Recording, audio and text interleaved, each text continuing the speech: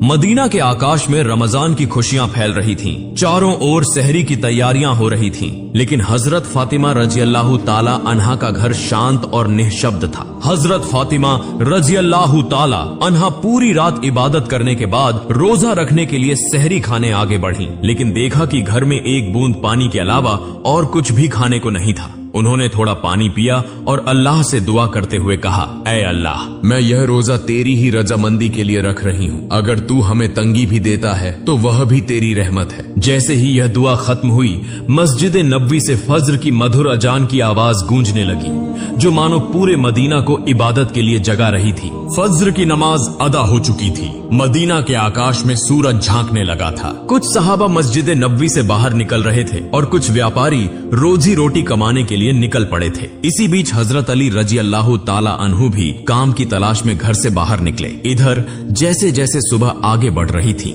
वैसे वैसे भूख की तड़प भी बढ़ती जा रही थी। हजरत फातिमा रजी अल्लाह ताला अन्हा ने भी तो पानी के अलावा कुछ नहीं खाया था, फिर भी वे घर के कोने में बैठकर अल्लाह की इबादत कर रही थी। इसी समय छोटे हसन और हुसैन रजी अल्लाह ताला अन्हु धीरे धीरे अपनी माँ फातिमा के पास आए और मासूम आवाज में बोले, अम्मा जान, हमें बहुत भूख लगी है, हमें कुछ खाने को दो, अब तो भूख सहन नहीं हो रही। यह सुनकर हजरत फातिमा रजी अल्लाह ताला अन्हा की आंखों के कोनों में आंसू आ गए।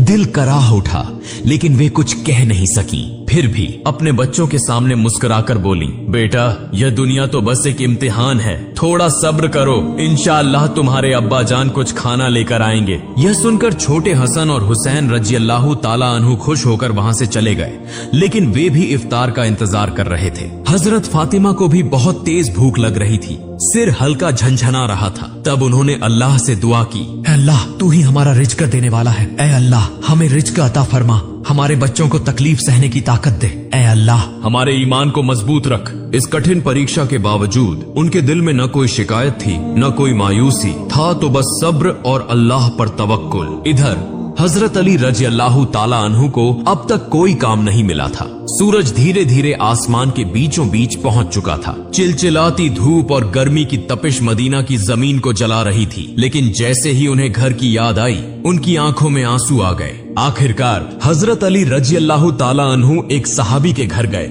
और सलाम करके बोले, भाई, हमारे घर में खाने को कुछ भी नहीं है, क्या आप मुझे कोई काम दिला सकते हैं? तब उस सहाबी ने कहा, या अली, अल्लाह की कसम, अगर मेरे पास कुछ होता तो मैं जरूर तुम्हारे लिए रखता, लेकिन मेरे घर में भी कई दिनों से चूल्हा नहीं जला, मैं भी भूखा हूँ। यह सुनकर हजरत अली रजी अल्लाह ताला अन्हु अवाक रह गए। फिर उन्होंने सहाबी को तसल्ली देते हुए कहा, निश्चित रूप से अल्लाह कोई न कोई रास्ता बनाएगा। इसके बाद वे फिर से काम की तलाश में निकल पड़े। कुछ दूर जाने के बाद उनके दिल में ख्याल आया कि शहर के किनारे एक अमीर व्यापारी रहता है, अगर मैं उसके पास जाऊं तो शायद कोई काम मिल जाए। यह सोचकर वे उस अमीर व्यापारी के घर की ओर बढ़ने लगे। उधर हजरत फातिमा रजी अल्लाह ताला अन्हा दरवाजे पर खड़ी हजरत अली रजी अल्लाह ताला अन्हु के घर लौटने का इंतजार कर रही थी। उनकी आंखें करुणा से